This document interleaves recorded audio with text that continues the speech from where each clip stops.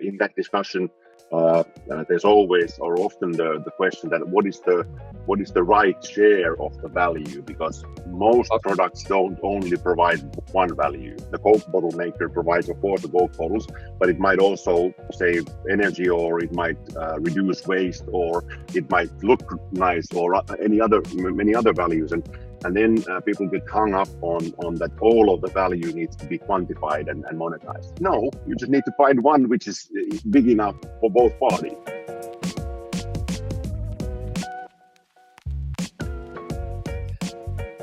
Hi everyone, and thanks for tuning in to our new episode of the Product as a Service Champions podcast.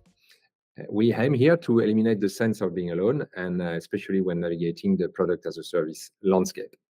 I'm Yann Toutant, your guide through the exciting, ever-evolving world of product as a service. And today, I'm very excited to introduce our guest, who truly lives and breathes product as a service.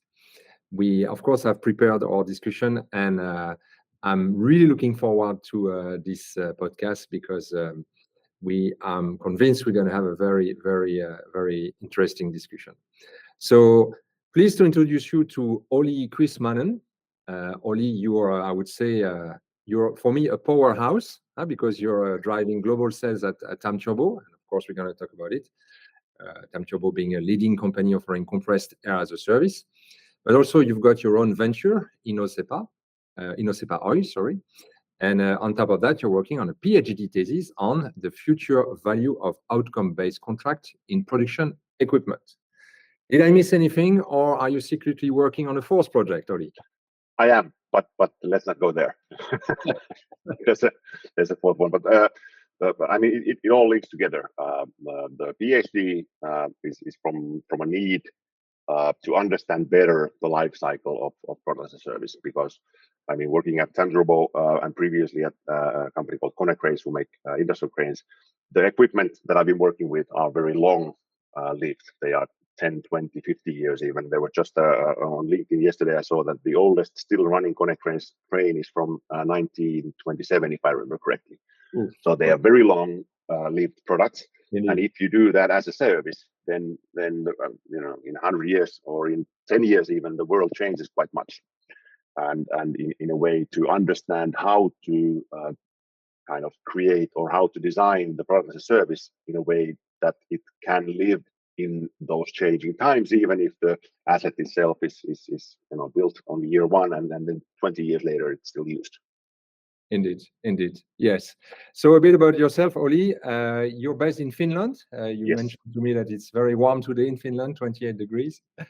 Yeah, if I'm sweating, it's not because of the attention, it's because of the climate. Yes, indeed. And can you tell us a bit more about your track record? What brought you to what you're doing today? Okay. Well, I've been kind of a serial entrepreneur in the early days of my career. Then I was in a couple of stock-listed companies. Connect Cranes was one where I was leading the innovation, global innovation effort, and part of that was to bring to market as a service model. And then in 2017, I joined Tamturbo, who similarly have an industrial product, so air compressor, oil-free air compressor for industrial use. So we're talking about, you know, 2 by 3 meters size boxes that are 350 kilowatts and so not those small things that you have in garages.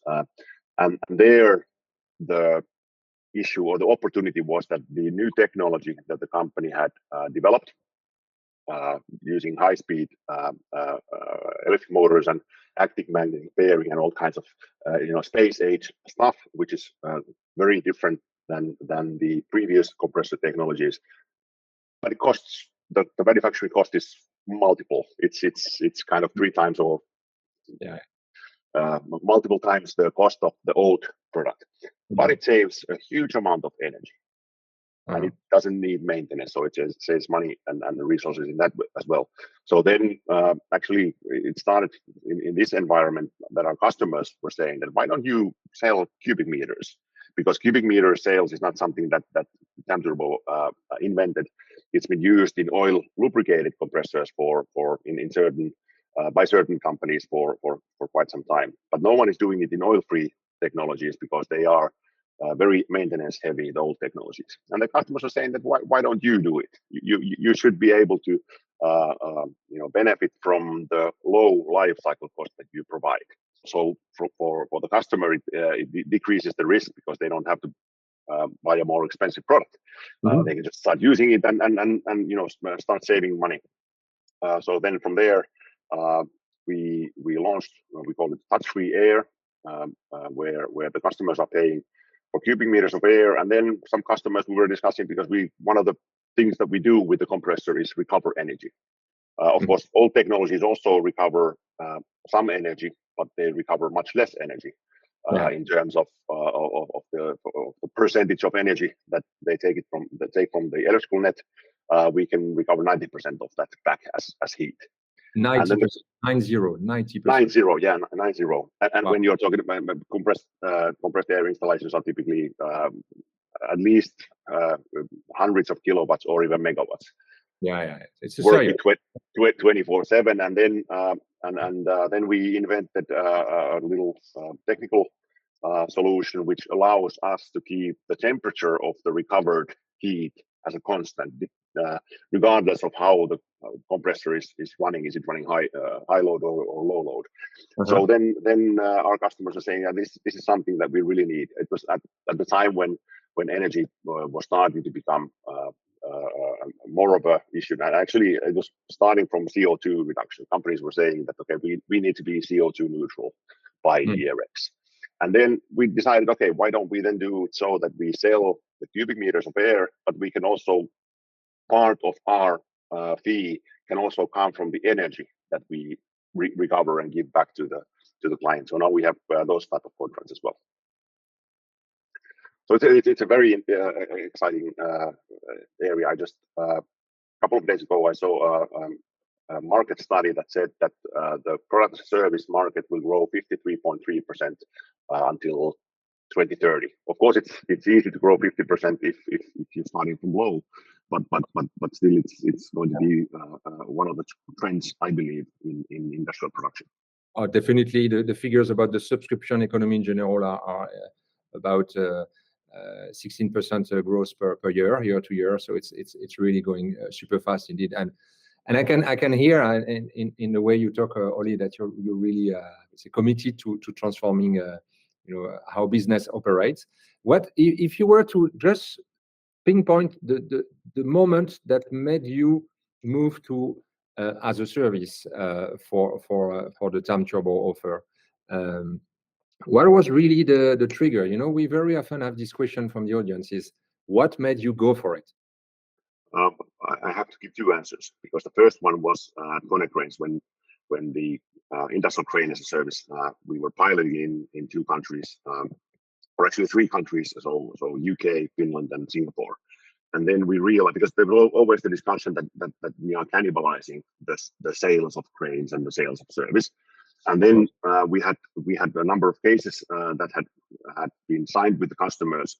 And then I was talking with one of the sales guys, and he said that we would not have gotten this deal if we didn't have this alternative offering, because I mean that type of industrial cranes are very competed. There isn't that much difference in technology between the different competitors. Yeah. And Konecranes being the biggest company in the market is not going to be the cheapest. So the small companies that went for the as a service offering, they would not have bought the crane from our company. And that was like, we're creating a new market segment because of this differentiated way of delivering or selling the solution. It's really incremental sales. Yeah, exactly. Yeah, exactly. It didn't. I don't think that at the time when I left, there was not a case which we could have said that, okay, now we would have sold it traditionally, and now it became an as a service product. So that's one part. And then with the compressors, I was, at one point I was traveling a lot, visiting customers, and because the customers are global multinationals like Nestle and AB InBev and these big companies. They have all the processes geared towards purchasing of equipment and purchasing of service. And back in 50 years ago, everyone owned everything they used. Nowadays, we have all kinds of subscriptions. And also, then, if you think about it, industry used to be 100 years ago that there was one industrialist guy who bought forest, built a paper plant, and then had own shops that then sell that product or meat or whatever. And now everything is broken up into specialized companies. So it's kind of the Adam Smith specialization and trade. Indeed, is going forward, because and especially in this is why I like it in the industrial equipment, because the equipment are generally becoming quite complex. Who is best to manage and take the risk of that complex equipment if not the one who made it? And I would add to that, in discussions I had also with industrial manufacturers, there's one elephant in the room, AI, that also includes now more complexity in the management and understanding of this technology with machine learning, which even makes it even more obvious that the manufacturer has to keep the responsibility of the performance and the outcome of the technology. Exactly, because that AI can learn from all the other installations of that device instead of just that one plant, one compressor or whatever. It can actually truly learn in a way that AI needs to learn. Exactly. Yeah. Fully aligned with that. So at Tamturbo, Olli, you are in charge of global sales. No. What I understand is that. Sorry. No, I'm in charge of the touch-free air product sales. So not. I used to be in charge of the global sales, but not, since I decided to do the PhD, I kind of trimmed down that part. Okay. Good to be precise on that. So, but on this specific line of business, and the touch-free air, you have been able to attract, as you were mentioning, large organizations. And the question is for me about that is, what makes you confident that this approach can work and is scalable to other organizations? Well, partly it's because, I mean, if you think of the situation in kind of concrete terms, there's always a function, always an output, something that whatever. And now I'm only talking about equipment. I'm not talking about maybe the B2C type of electric scooters, even though they probably the same phenomenon is there as well. But there's always a function that is needed from the machine. If the machine is making Coke bottles, then you can measure how much value that machine created, and if and when the user or the one who needs the Coke bottles doesn't want to actually become a master in Coke bottle makers, then it's much more efficient to actually only buy the end result or the outcome. Or in Tamturbo case, it's also about savings. Customers are buying savings from energy savings from Tamturbo. So in that way, I think about in personal life, Netflix. You don't want to own pieces of plastic that contain information. You want to watch a movie, and then someone invented a way to just watch the movie and not have to do with all the other, let's say, quite resource-intensive things, and also the speed in that environment is critical. In the industrial environment, there's also the question of because the product life cycles of our customers in many industries are becoming shorter. When 20 years ago you built a plant, you were sure that at least for 5 years you would be making that product. Now it's not the case. If you buy a machine that bends metal, then 2 years from now you might not have a product that needs that type of piece. Then is that manufacturer of that end product better equipped to find a new home to sell that asset to somebody, or is it the manufacturer who actually is talking to everyone who needs to bend metal? So in that way, I don't see any forces, as long as legislation supports as a service business models, and as long as businesses are able to operate, then I don't see why this would not be more common. Yeah.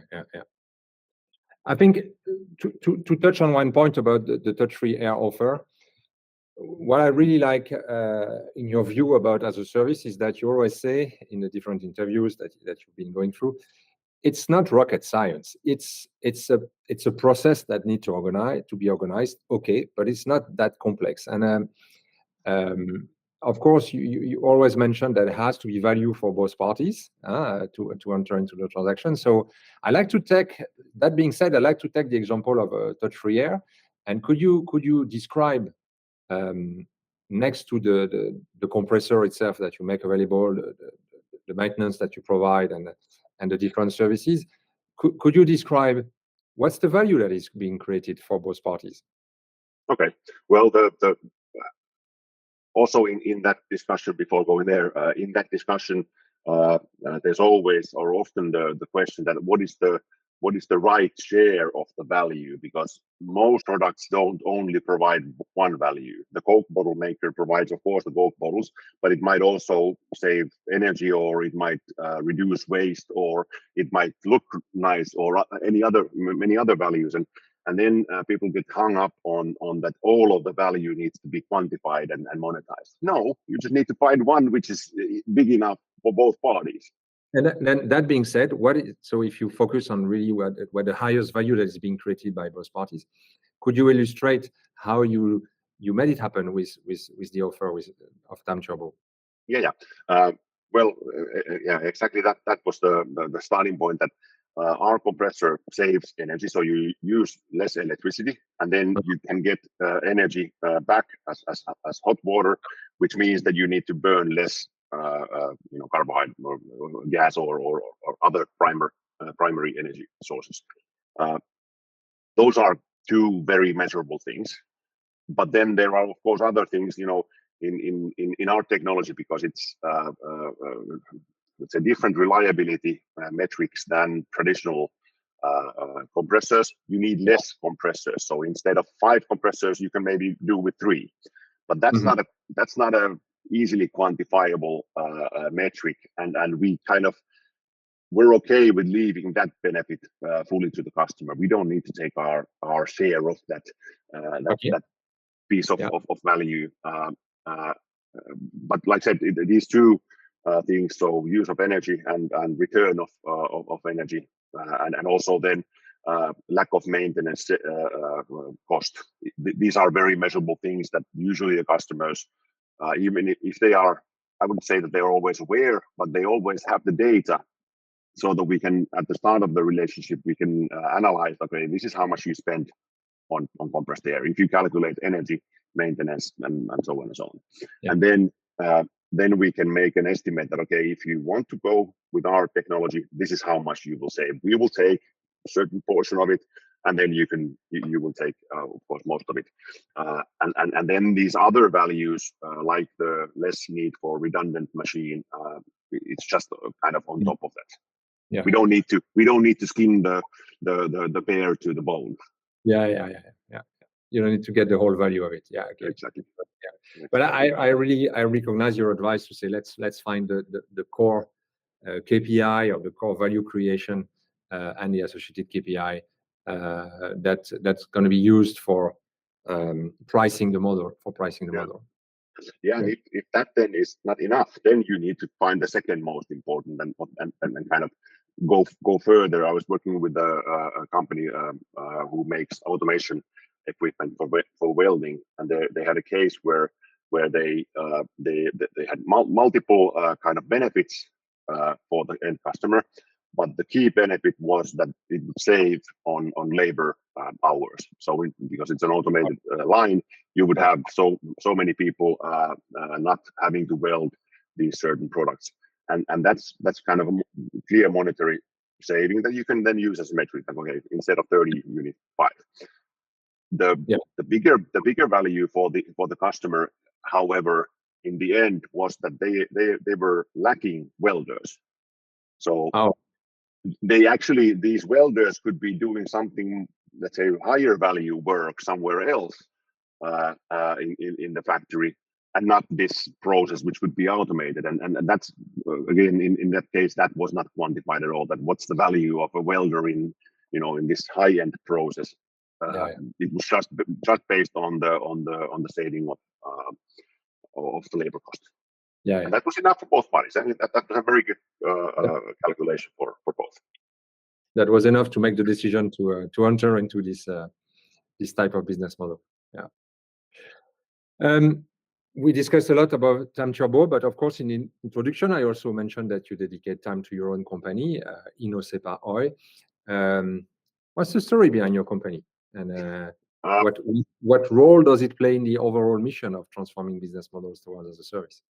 I started the company in 2006. I was a consultant in a network of consultants, and in that I needed a company. So it was my employer, or I was working full time in that in 2006 to 2010.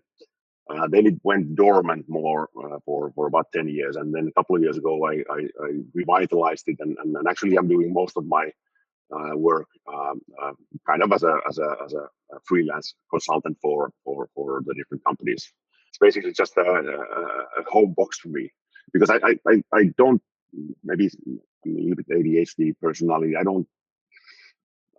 like to find new things, new interesting things, and then this allows me to do the interesting things without kind of being stuck in one place for 15 years. And connect the dots. And connect the dots, exactly. As usual. I heard you in a webinar on the value of digitalization in product as a service, and during this webinar, you really focused on the fact that the transformative power of digitalization in product as a service models, and you mentioned also that organizations are reluctant to adopt digital tools. Could we deep dive a bit on that? Because I'm a strong believer that digitalization is the driver for as a service, because you're able to have ways to collect data from the use of a product, and then that creates the metrics to invoice the pay-per-use model. But if organizations have challenges to adopt digitalization in servitization, that's going to be a challenge. I think we share this point of view. Could you a bit elaborate on that? Yeah, well, it's kind of a multiple layers. There's definitely that part where digitalization allows for the metrics to be discovered.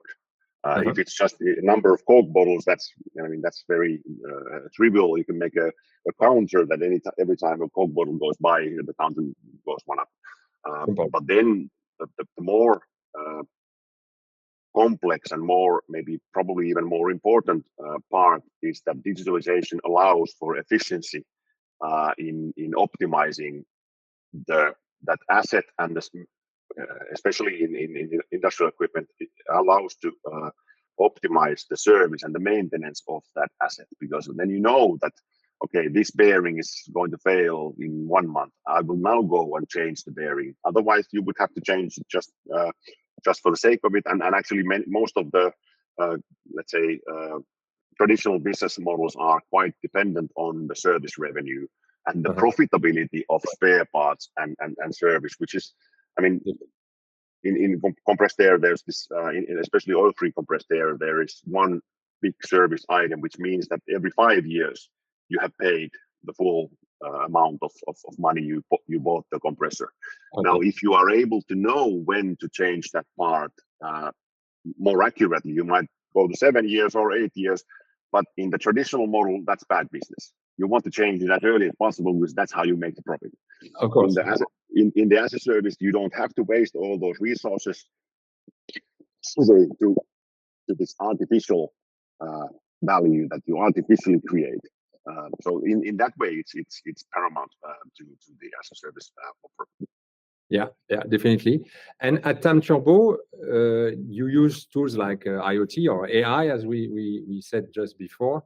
and they are quite key in your operations. Could you just explain to us how those technologies help you to monitor and optimize the compressed air systems in real time?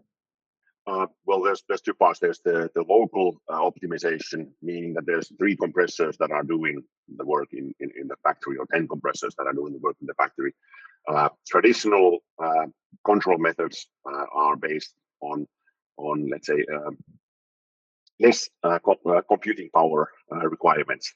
So they quite often run in a way that the compressors are not running in an optimal way. There might be one starting for 5 seconds, and then it's running using 30% of energy for 5 minutes afterwards without doing any practical work, and then there might be a second one starting. So that part is we have quite a clever system load control software which optimizes the usage of the fleet of compressors.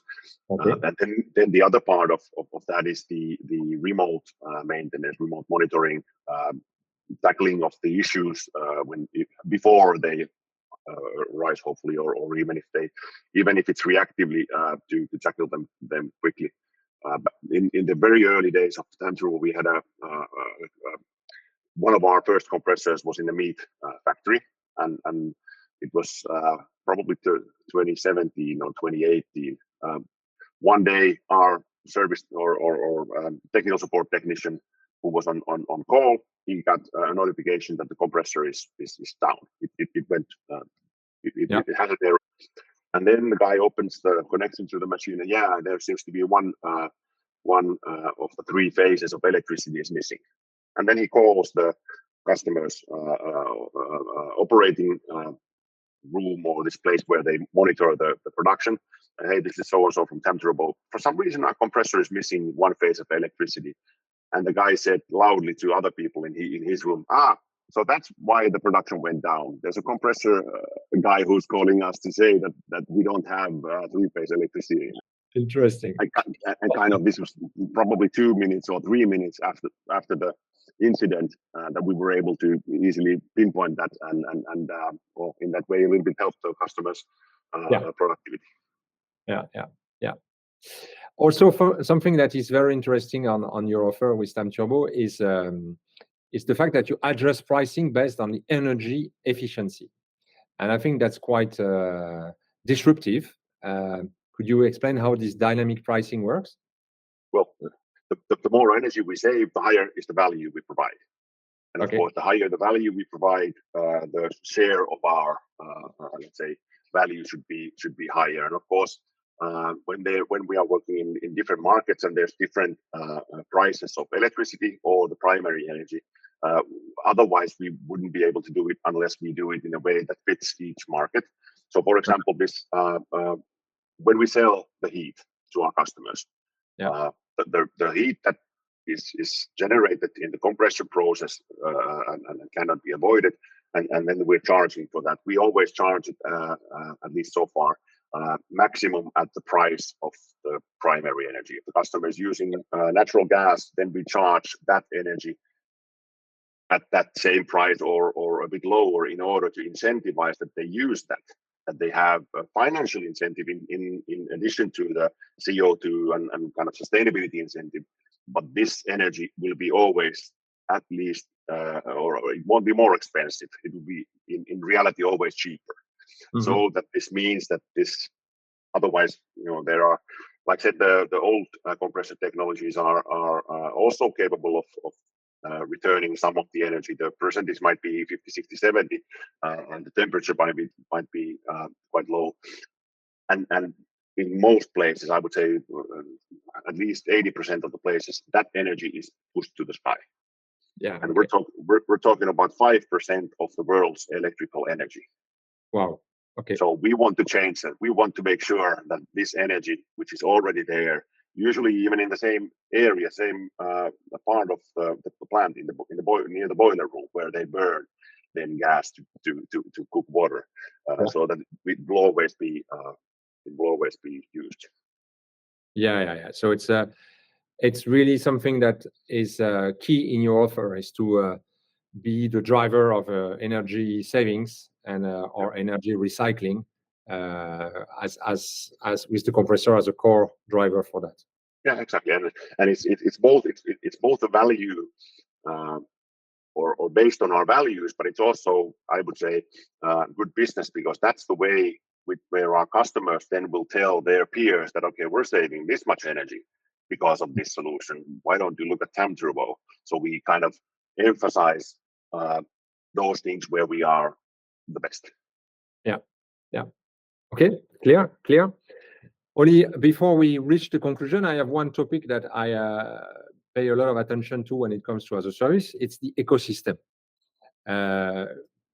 When offering an as a service solution, there are some services that are provided by the main player, Tamturbo in this case, but you also join forces with other players to deliver a complete solution for the end user. How is your ecosystem organized?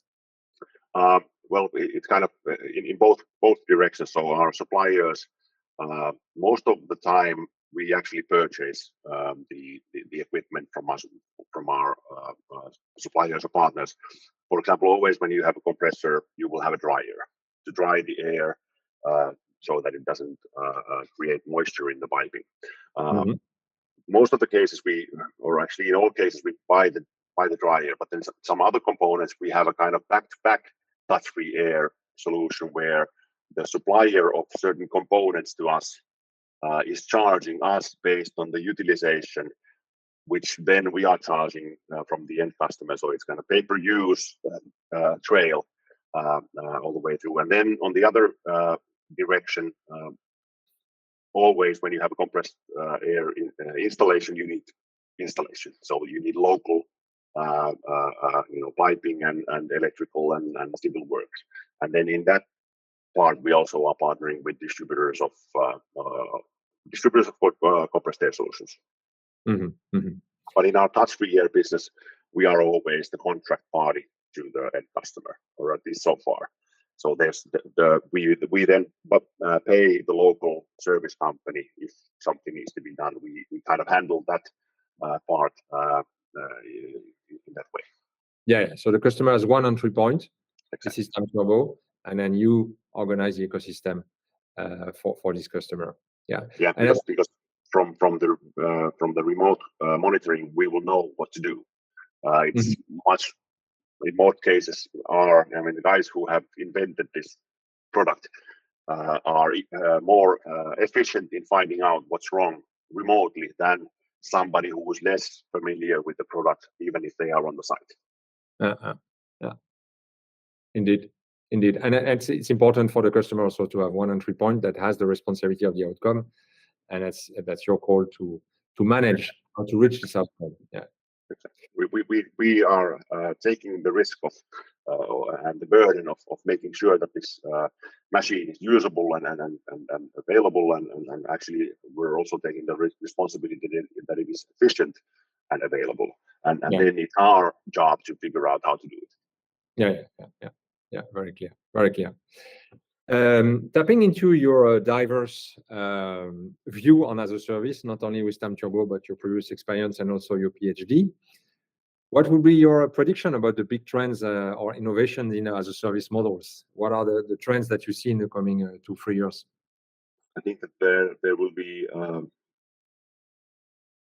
instead of, at the moment, there's a lot of companies who are starting with as a service for individual assets.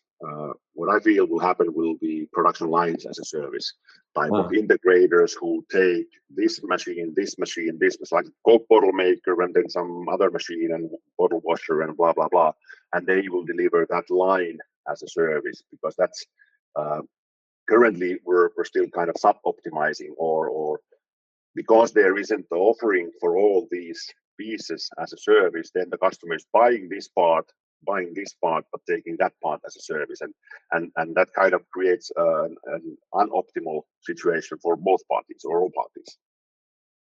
So I think that's something that will happen. So consolidation in that way, that there will be kind of production line integrators who then start offering them as a service. Yeah. So in your case, for example, what could you integrate next to the compressor? Well, we're in that way in a lucky situation, because all we need is electricity, and then the ambient air. So kind of we have and we are in many cases delivering the full solution with the dryer, the filters, up until the piping of the plant, which then is more of a civil works and very local in most cases. We probably won't be able to, or we don't need to extend much in that direction. Maybe something in the utilization of the heat might be, let's say, coming a little bit more, but not like in this production line setting. Yeah. Okay, clear. So we've been in the future. Now, if we go, it's going to be a trip in time. If we go towards the past, and we go back to the Olli that was starting his first as a service offer, and you mentioned there's a lot of organizations starting there as a service offer. Now, with your experience, if you were to meet the Olli of 10 years ago, what would you tell him? Figure out the asset financing first. That's something that where actually, well, Konecranes wasn't so. I mean, they have a nice balance sheet, and that they can handle the financing of the assets at least to some extent. But for Tamturbo, that's been one of the biggest hurdles in scaling up the as a service model. That there wasn't 5 or 6, or when did we start? 7 years ago, there wasn't financing available for this type of thing. Now there's luckily few entities which are doing specifically pay-per-use financing, and also then the knowledge of the other financing let's say players has increased. So there's now the situation that you can get the assets financed with reasonable kind of interest rate or cost, which wasn't the case at the time, and that has and we have had times when the financing has been available. We've had a lot of projects in touch-free air, then the financing wasn't available, and because we're growing, we're doubling every year as a company. We don't have the capital to double and own these dozens of assets. Then it's been going down. We don't even offer it. Then we find another financer. Then we again offer it. So that has been probably the biggest hurdle in this journey. Of course, it's different for different then type of companies. And luckily, after the first phase, when you are paying or getting those first assets paid, then they start creating almost pure profit. So then you can finance the next machine from the profits from the previous. Exactly. But you need to start the engine. Exactly. Yeah. So financing and the capacity to invest to have those equipment financed because you don't have enough capital, and you don't want to have those assets on your balance sheet, of course. Yeah, and one maybe another thing that has helped at least a lot is the general knowledge of as a service. I mean, of course, it's been around, and servitization has been around for decades in different forms. But now there's a lot more discussion, which means that we don't have to start from scratch every time we talk to a new customer. They understand what we mean when we say that. Okay, we also have an air as a service. Yeah. There's less and less education of the user. I agree. Exactly. Yeah, they even ask, as you said. Some of them even ask. Yeah, exactly. Yeah.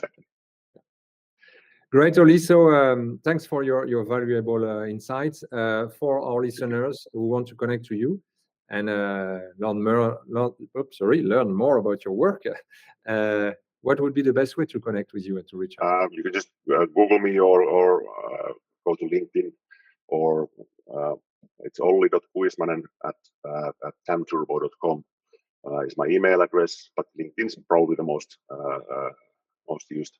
Hopefully there's my name somewhere in the screen so you can know how to spell it. How to spell it. Do make sure our audience has access to it. Correct.